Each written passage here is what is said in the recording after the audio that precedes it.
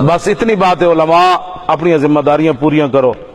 تھانے دار بھی اپنے تھانے دی بڑی حفاظت کرنا.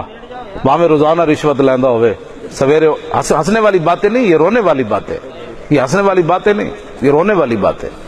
سمجھ آئی نا بات؟ حضور کا دین ہوگا نا پھر عمر سے بھی پوچھا جائے گا صبح یہ کرتا کیسے بنا. یہ پاناما لیکس بننے ہی نہیں دیتا. اسلام اتنا ڈاڈا ہے.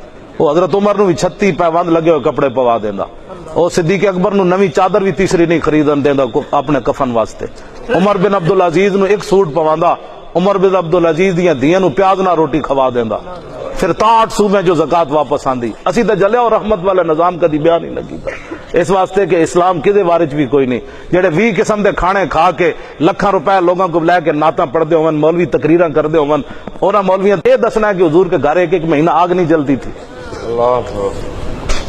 جو پہلے کہیں مجھے میں نے روٹی ایسے کھانی ہے، مجھے جہاز کا کرایہ اتنا چاہیے، پھر میرے اکاؤنٹ میں اتنے پیسے بھیجو. ان کو کیا پتا ہے کہ صحابہ نے جناب خندق کھود کر مٹی کے جناب پیٹ کے اوپر پتھر باندھے اور پھر حضور نے فرمایا مٹی اٹھاؤ. تو کسی صحابی نے بھی نہیں کہا حضور اسلام نے ہمیں دیا کیا؟ جو طاقت تھی وہ بھی چھین لی. اب پتھر باندھ کر آپ پھر کہتے ہیں مٹی اٹھاؤ. صحابہ نے مٹی کے ٹوکرے ایسے اٹھائے. تو قیامت تک امت کو بتایا کہ ہم تو جناب بھوکے رہ کر پتھر باندھ کر بھی حضور کی نعتیں پڑھتے رہے. اور صحابہ نے وہاں نعت کیا پڑھی؟ نحن الذین بایعوا محمدا علی الجہاد ما بقینا ابدا. فرماؤ میرے محبوب کے غلاموں قیامت تک گواہ رہنا اس حالت کے اندر بھی ہم وہ غلام ہیں جب تک زندہ ہیں حضور پر قربان ہوتے رہیں گے. تو 20 قسم کے کھانے کھانے والے کو اور 20 قسم کے جناب کپڑے پہننے والے بندے کو کیا پتا کہ حضرت عمر نے 36 پیوند کیسے لگائے. کیوں جناب؟ یہ رحمت والا نظام بیان کریں علماء، ورنہ قیامت والے دن حضور کے سامنے میں جی جب رات کو رونا ہوتا ہے نا حضرت صاحب، رات کو جب مجھے رونا ہوتا ہے لوگوں کے سامنے تو ویسے بھی نہیں اچھا لگتا، لوگ ریاکاری سمجھتے ہیں، تو میں اس حدیث کو رات کو پڑھ کے روتا ہوں. یا رسول اللہ سب کچھ آپ کی وجہ سے.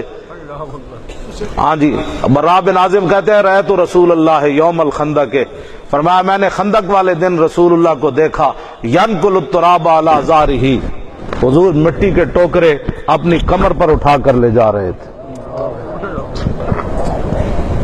ہم دین کی خاطر مسجد کا مصلی بھی ٹیڑھا پڑا ہو تو امام سیدھا نہ کرے، یہ تو مؤذن کا کام ہے. اور مؤذن لیٹ ہو جائے تو کہا میں اذان نہیں دے سکتا، میں تو خطیب جو ہوا. اعلیٰ حضرت بریلوی نے لکھا فتاوی رضویہ میں حضرت عمر فرمایا کرتے تھے اگر خلافت کی اتنی بڑی ذمہ داری میرے سر نہ ہوتی تو میں اذان بھی خود دیا کرتا. بدل دیا رخ مشرق کو تو نے مغرب، تیری ہوا سے بچائے خدا زمانے. ہاں جی ہر چیز ہم نے الٹا کر رکھ دی، عزت والی چیزوں کو ہم نے ذلت کی چیز بنا دیا.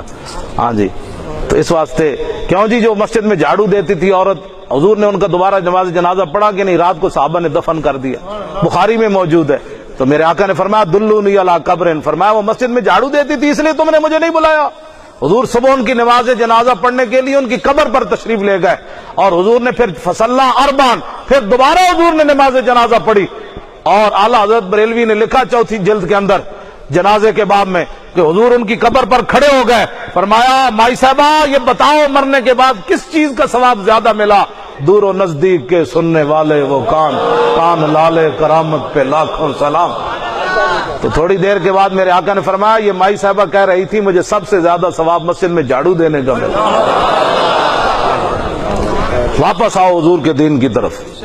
تاریخ لبیک یا رسول اللہ کا صرف یہی مقصد ہے. میں نے مڑ کے تضربہ یضربو پڑھانا ہے، ٹھیک ہے. مجھے آج بھی ایک نوجوان کہہ رہے تھے ادھر حضرت مفتی صاحب کی مسجد میں کہ آپ نے پڑھانا بند کر دیا. میں نے کہا میرے والی سیٹ کوئی سنبھال لے تو میں دوبارہ پڑھانا شروع کر دوں. آپ حضرات جو ہے وہ حضور کے دین کا کام کریں. دین کا جب کام آپ کریں گے تو مالک دیکھ رہے ہیں. بس اس کام کو ایسے کرنا ہے جیسے دنیا ہر آدمی اپنے پیشے کے ساتھ مخلص ہے. علماء کو کیا ہو گیا؟ کیا ہو گیا آپ لوگوں کو؟ ہاں جی پاکستان کا نظام سارا ہی ٹھیک ہو گیا جو ہماری مسجدوں کے سپیکر اتر گئے. اگر کیا ہاں جی اسلام کی طرف تیر آیا تو مولانا پیچھے ہٹ گئے، انہیں کہا او اسلام کھڑے انہوں مارو، او کھڑے. تھانے اسی طرح ہی چلے، کچہریاں اس طرح چلے، ملک اسی طرح ہی چلے. مسجد کا اتنا وزن بن گیا 4 سپیکروں کا اور وہ بھی اللہ اکبر. تقریر تو ہماری پہلے ہی بند تھی نا، اب اللہ اکبر اللہ اکبر. یہ کہنے سے محلے میں آگ لگ جاتی ہے؟ داتا صاحب کس لیے آئے لاہور؟ اللہ اکبر کہنے کے لیے آئے یا بند کرانے کے لیے آئے؟ سلطان الہند پرتھوی راج کے اونٹوں میں جا کر کیوں بیٹھے؟ مجدد الفسانی قلعہ گوالیار میں کیوں بند ہوئے؟ امام اعظم ابو حنیفہ کوڑے کیوں کھائے؟ امام احمد بن حنبل نے کوڑے کیوں کھائے؟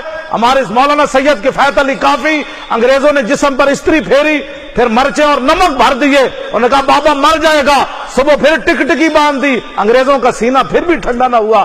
آپ کفر کو کیا سمجھتے ہیں؟ کبھی نرم گوشے رکھیں گے؟ ہمارے بابے کے جسم پر استری پھیری، مرچیں اور نمک بھرے، صبح پھر بابے کو پھندے کی طرف لے کر گئے، لیکن بابا بابا تھا، پھندا دیکھ کر کہنے لگا انگریزوں کیا بکواس کرتے ہو، کوئی گل باقی رہے گا، نہ چمن رہ جائے گا، پر رسول اللہ کا دین حسن رہ جائے گا۔